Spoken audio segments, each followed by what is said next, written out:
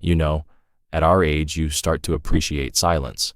But there's a difference between the silence of a cozy home and the silence of an empty one. I understood that at 55, when my life built according to every rule of the American dream collapsed like a house of cards from a light draft. Susan and I were together for 32 years. 32 years is an entire era. We chose the wallpaper for our first apartment in Queens together. We cried together when our first child was born. We mowed that damn lawn in Connecticut every Saturday together. I was sure we were solid.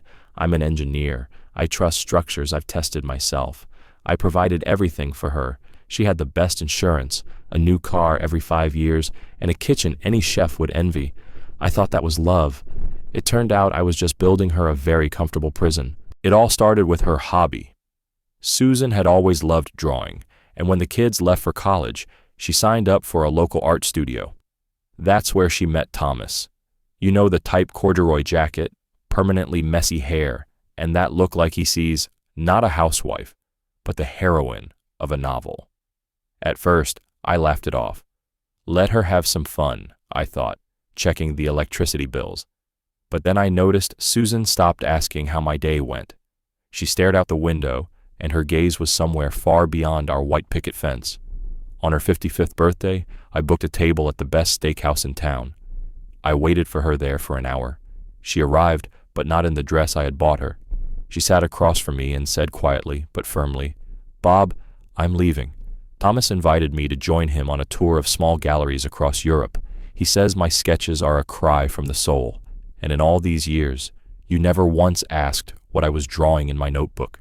I remember a piece of that expensive steak getting stuck in my throat. I wanted to shout, "He doesn't even have a proper retirement fund. How are you going to live?" But I stayed silent.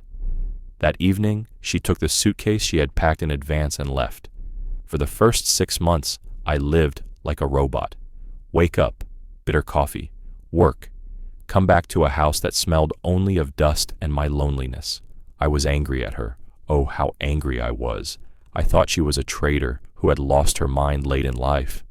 Then one day, while cleaning out the attic, I found her sketches, hundreds of drawings, and in most of them, there was me, but not the man I thought I was, successful, strong.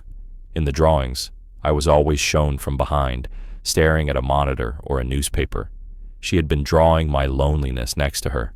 I sat right there on the dusty floor and cried, for the first time in 40 years. I realized I had been an excellent provider, but a terrible husband. I didn't know what she dreamed about before falling asleep. I needed somewhere to put the pain.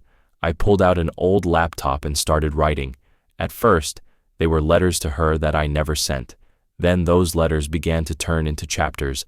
I started writing about women who are 50, 55, 60, women whose beauty is no longer in smooth skin, but in the depth of their eyes, women who want to be hugged around the waist in the kitchen just because, not because today is an anniversary.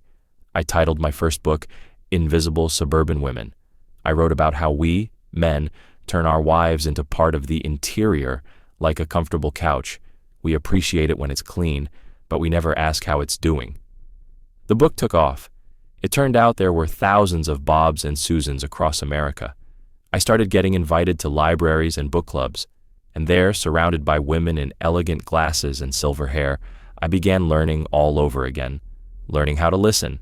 I'm 60 now. I live in a small house by the ocean. Susan? She didn't come back. Her romance with Thomas ended after a year life in tents and cheap hostels turned out to be hard. She lives in Vermont now, working with ceramics.